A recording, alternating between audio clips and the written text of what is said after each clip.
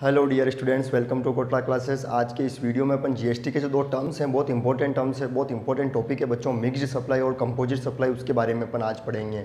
बहुत सारे स्टूडेंट्स को एक कन्फ्यूजन रहती है, बहुत सी बार उसको पढ़ा दिया जाता है, बता दिया जाता है, तो भी कन्फ्यूजन रहती है। और एग्जाम में जब इसका क्वेश्चन आता है, जैसा कि हर साल इसका क्वेश्चन आता है, आप ध्यान दीजिए, तो वहाँ कन्फ्यूजन में वो पढ़ जाते हैं कि सर ये मिक्स्ड सप्लाई है या कंपोजिट सप्लाई है, और टैक्स की रेट हम क्या रखें, जीएसटी की रेट हम क्या रखें। जैसे मैं एक एग्जाम्पल देके आपको समझाता हूँ।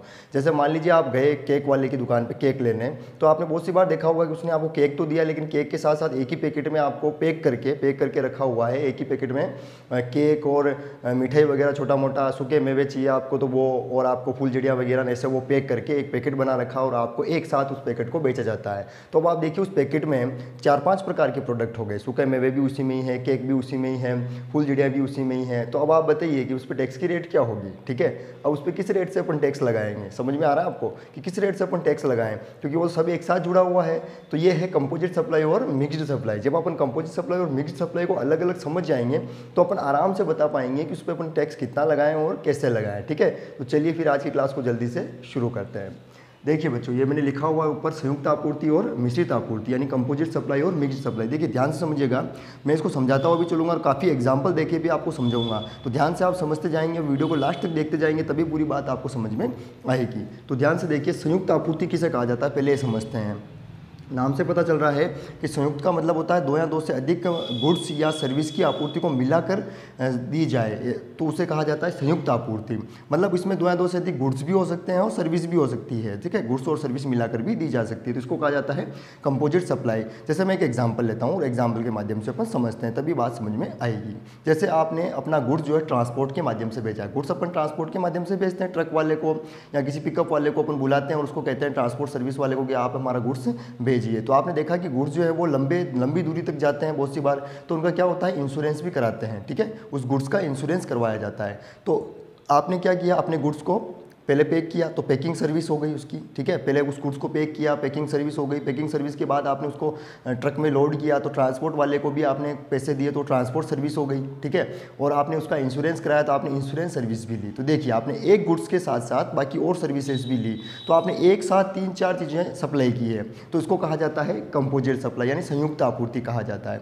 अब इसमें क्या होगा कि आपने जो गुड्स चढ़ाया, उसमें भेजा, वो इंश्योरेंस सर्विस जो आपने दी, वो ट्रांसपोर्ट सर्विस, वो सब मिला के, अब समस्या ये आ रही है कि वो सब मिला के तो दिया आपने, सर्विस तो एक साथ गई ना, सप्लाई तो एक साथ हुई, तो अब टैक्स की रेट क्या रहे। तो ध्यान दीजिए, कंपोजिट सप्लाई कहलाएगी जिनको आप अलग अलग सप्लाई नहीं कर पाएंगे। मतलब आपको, आपकी मजबूरी है, ध्यान से समझिएगा कि आपकी मजबूरी है कि आपको इनको साथ में ही सप्लाई करना पड़ेगा।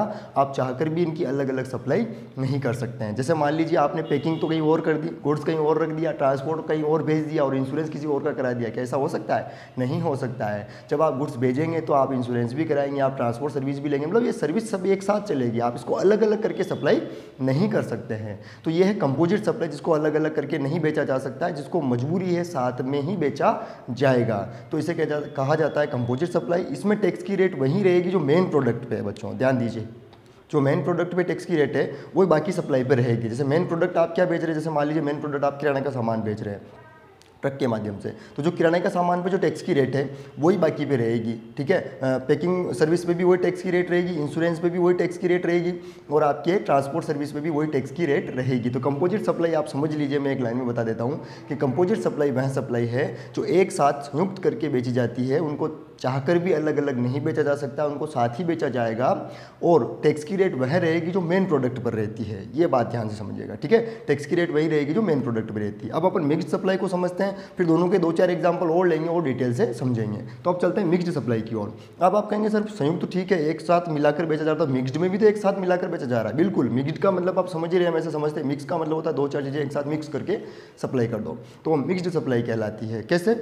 जैसे अभी मैं उदाहरण दे रहा था आपको, आप केक वाले बेकरी वाले के यहाँ गए, उन्होंने केक है ना, आपके फूलझड़ियाँ वगैरह, थोड़ा वो सूखे मेवे भी आप लेते हैं तो वो, और मिठाई वगैरह भी आप चाहें तो वो एक ही पैकेट में पैक करके सेल करता है। तो अब इन प्रोडक्ट को चाहे तो अलग अलग करके बेच सकता है ना, बिल्कुल बेच सकता है। केक को अलग बेचा जा सकता है, फूलझड़ियों को अलग बेचा जा सकता है, मजबूरी नहीं है। मजबूरी नहीं है, समझिएगा, यहाँ मजबूरी नहीं, यहाँ उसको अलग अलग करके बेचा जा सकता है, लेकिन वो जानबूझकर उसको एक पैकेट में पैक करके बेच रहा है तो उसको कहा जाता है मिक्स्ड सप्लाई। तो उस मिक्स्ड सप्लाई में टैक्स की रेट क्या रहेगी? मिक्स्ड सप्लाई में टैक्स की रेट बच्चों वही रहेगी जो सबसे ज़्यादा टैक्स की रेट है। जैसे मान लीजिए केक पे 18% टैक्स लगता है, मान लेते हैं कि केक पे 18% टैक्स लगता है, बाकी पे 5 लगता है, 12 लगता है, तो 18% जो टैक्स लग रहा है बाकी सब पे 18 ही लगेगा। यानी जो प्रोडक्ट आप मिक्स करके बेच रहे हैं तो उसमें देखिए सबसे ज़्यादा रेट किसकी है, कौन से प्रोडक्ट की है, वही बाकी सब पे लगेगा, ठीक है। तो अगर केक पे 18% टैक्स की रेट है तो बाकी सब पे ही 18% लग जाएगा, तो मैक्सिमम टैक्स की रेट अप्लाई होगी। तो इसमें मैक्सिमम टैक्स की रेट अप्लाई होती है और इसमें मेन प्रोडक्ट पे जो टैक्स लगता है वही बाकी पे लगेगा। वो मेन प्रोडक्ट पे कम है तो बाकी सब पे कम लगेगा और मेन प्रोडक्ट पे ज़्यादा है तो बाकी सब पे ज़्यादा लगेगा। इसमें कोई ऐसा फर्क नहीं पड़ता है, ठीक है। लेकिन इसमें क्या होगा, जो टैक्स की दर सबसे ज़्यादा होगी वही लगेगी। तो ये है मिक्स्ड सप्लाई। तो आप समझिए मिक्स्ड सप्लाई ये होती है, कंपोजिट सप्लाई ये होती है। लेकिन जब दोनों को साथ में समझने की कोशिश करते हैं ना तो कन्फ्यूजन रहती है, तो बार बार अपन जब पढ़ते हैं तो कन्फ्यूजन दूर हो जाती है। जैसे मैं एक उदाहरण और लेता हूँ, अब आप देखिएगा वो और मेरे को बताइएगा कि मिक्स्ड सप्लाई है या वो कंपोजिट सप्लाई है, मतलब कमेंट्स में लिखिएगा, ठीक है। देखिए जैसे मान लेते हैं डिटर्जेंट पाउडर आपने देखा होगा, वॉशिंग पाउडर, तो वॉशिंग पाउडर वाले बहुत सी बार क्या करते हैं, वॉशिंग पाउडर के साथ साथ बाल्टी भी फ्री देते हैं, आपने देखा होगा बाल्टी भी फ्री दे देते हैं। तो अब ये कौन सी सप्लाई है बताओ, ठीक है। डिटर्जेंट पाउडर, वॉशिंग पाउडर के साथ साथ उन्होंने बाल्टी भी फ्री सप्लाई की है, तो वो कौन सी सप्लाई हो गई, वो हो गई आपके कौन सी, मिक्स्ड सप्लाई, क्योंकि उन्होंने जानबूझकर इसको मिक्स करके सप्लाई किया। वो चाहें तो बाल्टी को अलग बेच सकते हैं और डिटर्जेंट पाउडर को अलग बेच सकते हैं, समझिएगा। अगर आप जानबूझकर एक साथ मिलाकर बेच रहे हैं, अगर आप अलग अलग उनको बेच सकते हैं तो वो मिक्स्ड सप्लाई है। और यहाँ पर आपकी मजबूरी है कि आप उनको मिक्स्ड ही सप्लाई करेंगे, आप उनको अलग अलग करके नहीं बेच सकते हैं, ठीक है। जैसे मैं एक उदाहरण और लेता हूँ, जैसे मान लो आप टेलीविज़न सेल कर रहे हैं, टेलीविज़न बेचते हैं, टीवी बेचते हैं, तो आप टीवी बेच रहे हैं तो टीवी के साथ साथ टीवी की वारंटी गारंटी कार्ड भी बेचते हैं ना, आप गारंटी की सर्विस भी दे रहे हैं, वो सर्विस हो गई और टीवी आपकी प्रोडक्ट हो गया। तो अब ऐसा हो सकता है क्या कि गारंटी कार्ड किसी और को दे दिया है ना, सर्विस कार्ड किसी और को दे दिया और टीवी किसी और को बेच दी, क्या ऐसा हो सकता है? नहीं हो सकता है। टीवी के साथ साथ वो दोनों सर्विस भी आपको एक साथ देनी पड़ेगी। तो वो आपकी मजबूरी हो गई कि तीनों सर्विस एक साथ आप सप्लाई करेंगे, एक साथ ही बेचेंगे, उनको अलग अलग करके नहीं बेच सकते हैं। तो कौन सप्लाई हुई, कंपोजिट सप्लाई। तो जैसे आपके सामने एग्जाम्पल आता है, आप इनको मेन डिफरेंस समझना है कि उनको अलग अलग करके क्या बेचा जा सकता है। अगर उनको अलग अलग करके बेचा जा सकता है और जानबूझ के मिक्स करके बेचा जा रहा है तो मिक्स्ड सप्लाई कहलाएगी बच्चों।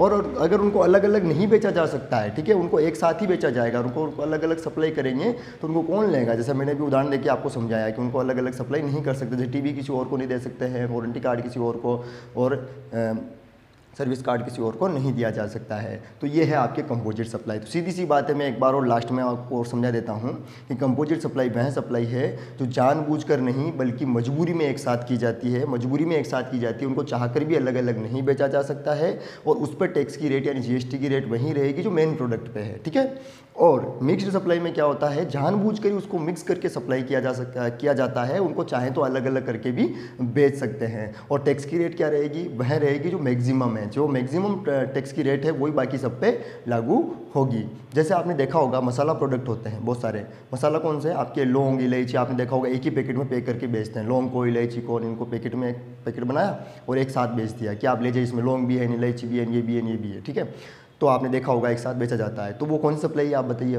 लिखिए कमेंट्स में, सोचिए, चलिए।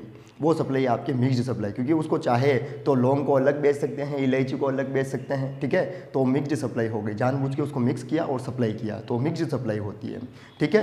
तो आप ध्यान रखिएगा, मिक्स्ड सप्लाई की सीधी सी पहचान है, वो जानबूझकर उसको एक साथ किया जाता है, उनको चाहे तो अलग अलग भी बेच सकते हैं।